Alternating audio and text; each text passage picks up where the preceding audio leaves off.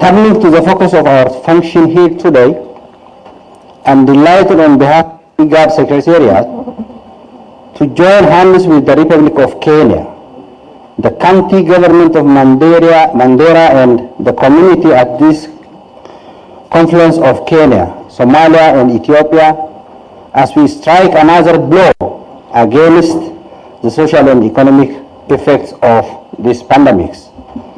Over the past year, our message has remained very consistent. That was the borderlands like Mandera are the theater in which the future of our region will be decided.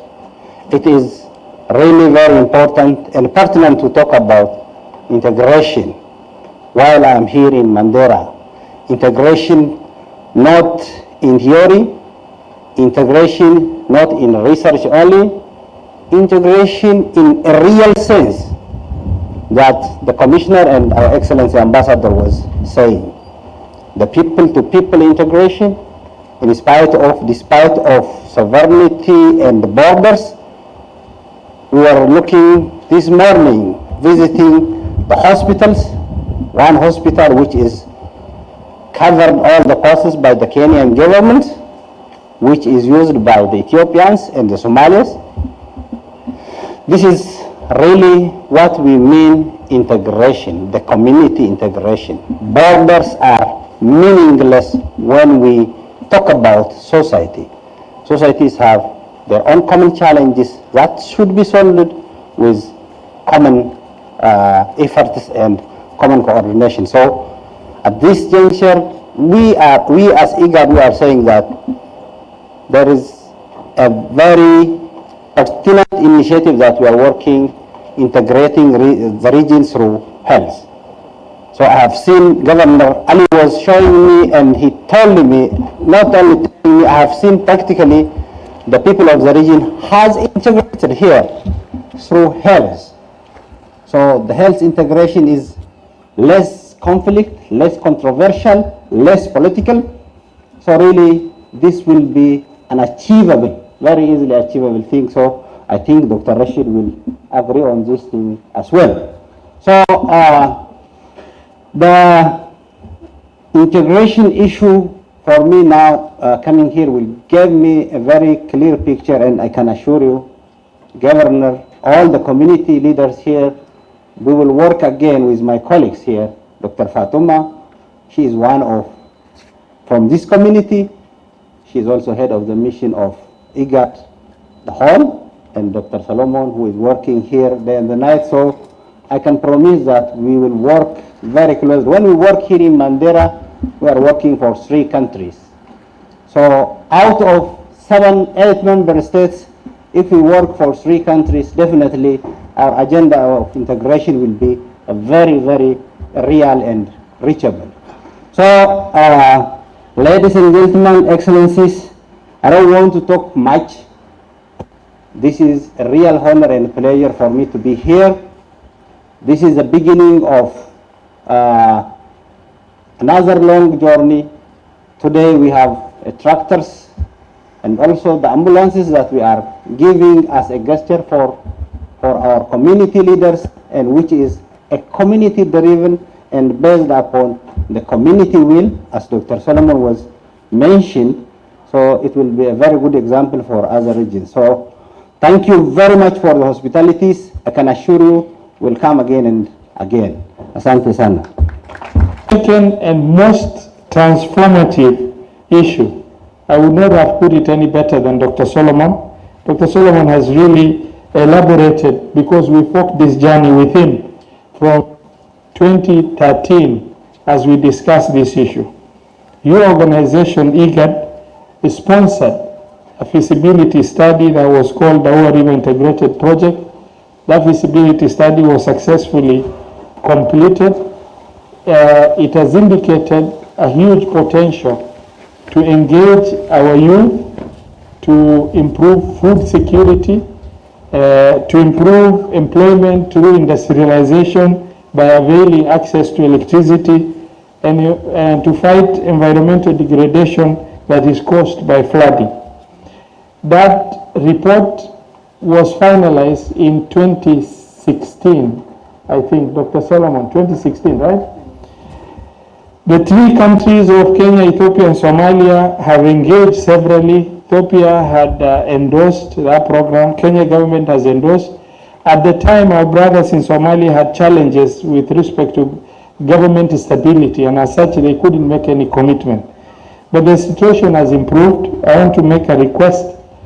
If IGAD can pick up that issue and that report and, resuscitate it so that we're able to reactivate.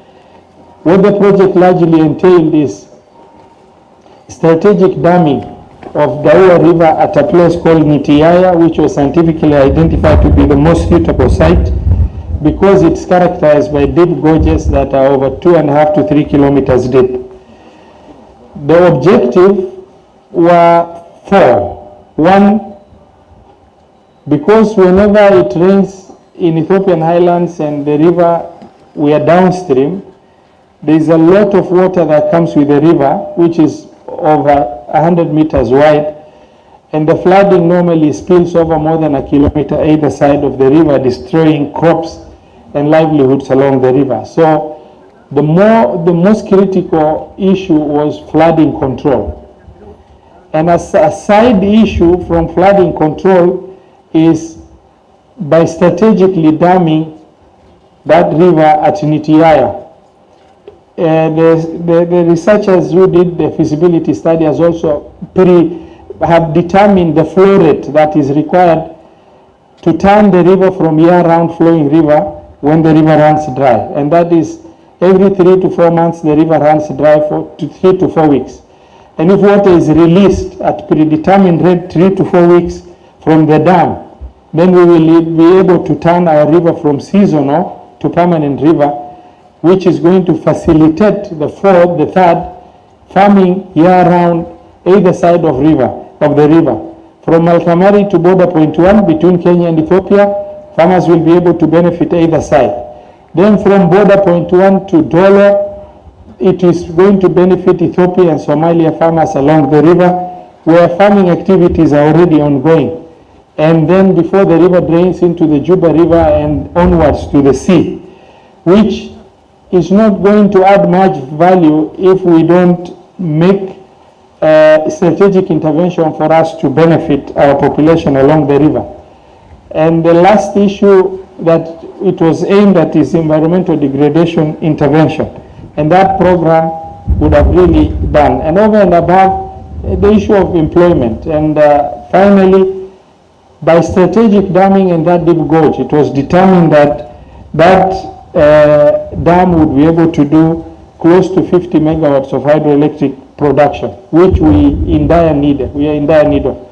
Because we cannot do industrialization in this area, we depend on diesel generators, it's very expensive and it's insufficient. In Mandera town we have 1.5 megawatts of power and it's not enough only for lighting. And we need industries to come up. The largest deposit of gypsum limestone is in Elwak area, which is a radius of 25 kilometers. We can do cement production, but to do one factory of cement, it requires more than 30 megawatts of power to be able to do what it needs to do. So we feel that the region will be able to benefit from locally supplied power that is going to benefit the three countries and the bordering towns along the river. That is our second and most important request. The last request is already in the pipeline. I'm only requesting by the executive authority vested in you as the executive secretary of IGAD and the member states. The World Bank, in partnership with the government of Kenya, has funded Isiolo Mandera Road, within which we have 2 bridges and customs border linking Kenya to Ethiopia. One bridge is at Ramu, Save and Ramu connecting and with customs border. The other one is at Malkasurtu, we've just visited. If that program can be, catalyzed and pushed for it to happen. Otherwise, if IGAD can do the bridge for us, that will be transformative in undertaking. Finally, I want to extend my appreciation also to the team of the county government led by the county secretary and the chief of staff and the executive and other senior cadre, including protocol, for having undertaken to host this program jointly with us.